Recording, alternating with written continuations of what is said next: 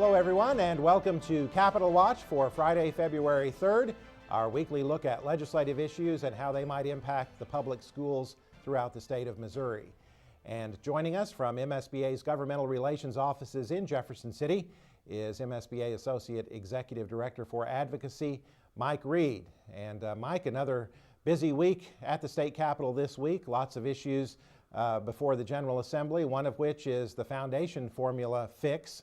And that was the subject of some action in the House Elementary and Secondary Education Committee. Tell us about that. Yes, that was Representative Mike Thompson's bill dealing with how to handle what happens when the foundation formula is not fully funded, as it will be again this year. This bill has a proration factor in it, making sure that hold harmless and formula districts know how much money they are going to be receiving.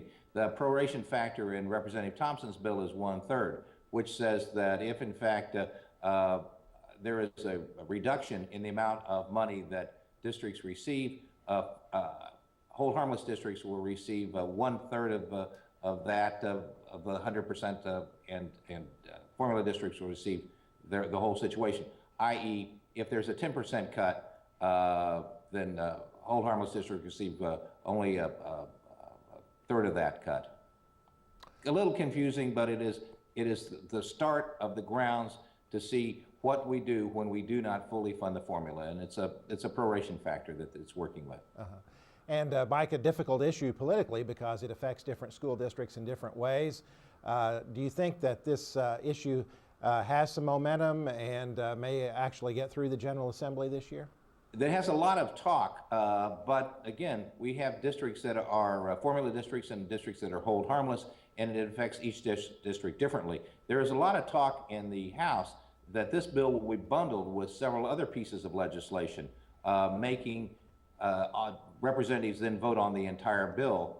So there is a long way to go. I think this bill has a lot of trouble in the Senate. Some senators are very worried about how this bill affects their own school districts. So there's a lot of discussion that needs to be done on this, and our members need to look at and read these bills and see the projections on how various things may affect their districts. There are a lot of projections that DESE has put out, giving formula districts and hold harmless districts some scenarios, and our members need to look at those to see what's going on. Another issue before that committee in the House, Mike, this week dealt with how to handle unaccredited districts, and a bill that actually is aimed at the Kansas City School District but has the potential to affect other districts as well. Tell us about that. Yes, that's Representative Mike Lair's bill. The representative is from Chillicothe. What this bill is, it gives DESE a lot more flexibility in dealing with districts that become unaccredited. Presently, you have to be unaccredited for 2 years before DESE can come in. Now, DESE can come in much earlier, and it has several situations. They can keep the district together. They can look for a special administrative board, an SAB. They can look at dissolving the district. They can look at a number of situations. And this bill also mandates that there is input from the community in DESE's actions on that school district. Mike, over on the Senate side, there was some discussion of a very sweeping piece of legislation that's been introduced by Senator Jane Cunningham, Senate Bill 706, that deals with a lot of aspects of education. And tell us about the discussion that was held in that committee. Well, that was about a 2.5-hour discussion on Wednesday afternoon, dealing with everything from vouchers, tuition tax credit vouchers, it's called passport scholarships in that bill, to changes in the Kansas City School District, allowing districts to come in from the outside and either carve up the district or have management contracts to run schools in the district, to open enrollment, numerous situations. It is a sweeping bill. It had a lot of testimony. I believe that committee will try to put out a bill within the next 2 weeks, and it will contain the tuition tax credit voucher situation. Of course, we are very opposed to that. That is not a good situation, and it's against the resolutions that we have. I believe you'll see much discussion on that in the coming weeks. And as you said, Mike, the tuition tax credit provision in that bill all by itself makes it unacceptable to MSBA, doesn't it? It does. We have various resolutions about that. This takes away money from public schools and it gives it to private schools. And you can call it any way you want to, but it's still, a voucher is still a voucher. Mm-hmm.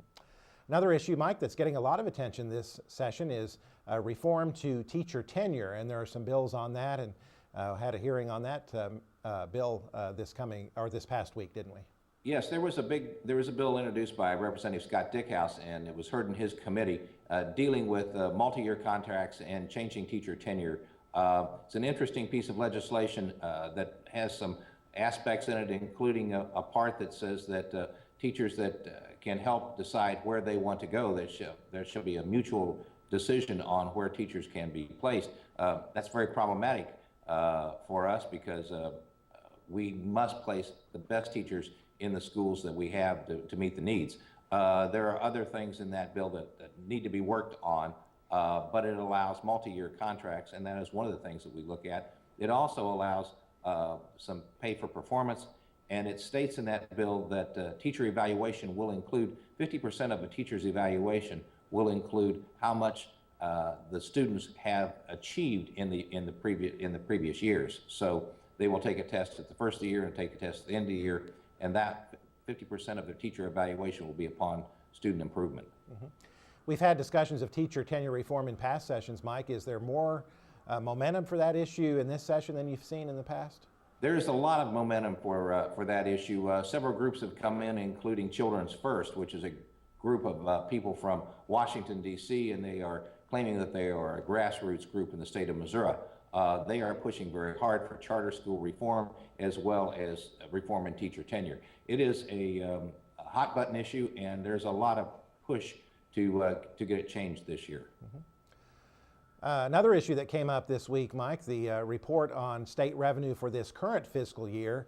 And once again, state revenue is lagging behind projections. And what does that mean for the rest of this current budget year, do you think? Well, it's about 1% behind projections, and so the budget was built on a certain growth model, and it's not meeting that growth model. What happens then, if it doesn't meet the growth model, then we will have to have withholds, and so because the money is not coming in. So I think every school district has to be very careful that there may be some withholding at the end of this budget cycle. The budget ends the end of June. New budget starts the 1st of July. So we have to be very, very careful, and we will keep you informed, but growth has not been as robust as we had hoped. Mm-hmm. Something we're doing this session of the General Assembly, Mike, we're bringing in school board members every Tuesday to visit legislators at the Capitol, and you had a good group that came in this past Tuesday, didn't you? Yes, we did. We had a group from the Kansas City area this past week. The week before, we had a group also in from the Northeast Missouri area. It is very, very important that our members come, see their representatives and senators here at the Capitol, and help develop those relationships so you can talk about bills here as well as at home. The most effective lobbying we have is one-to-one elected officials to elected officials. And as I say, you know, they can see me and they hear from me, and we have good rapport with most of the representatives and senators. However, seeing people from home is a very effective way to get our message to these elected officials. And we have quite a few of those visits still coming up for the rest of the session, don't we, Mike? And people who are interested can check our website for the date of the visit for their region. Well, they do. These region visits are scheduled for Tuesday. If for some reason you can't come on Tuesday, let us know. We're more than happy to see you anytime you can. But the region visits are on Tuesday, and please check to see, and I'd love to see you down here to talk to people in person. All right, Mike Reed, thank you very much for joining us, as always, on Capitol Watch. And you can keep up on legislative issues through our, not only this program, but through our Legislative Voice weekly electronic newsletter that you receive on Friday, and also our daily blog where we post daily developments on legislative issues on our website. So please check those sources as well. Thanks a lot for joining us, and we hope you'll be with us again next week for another edition of MSBA's Capitol Watch.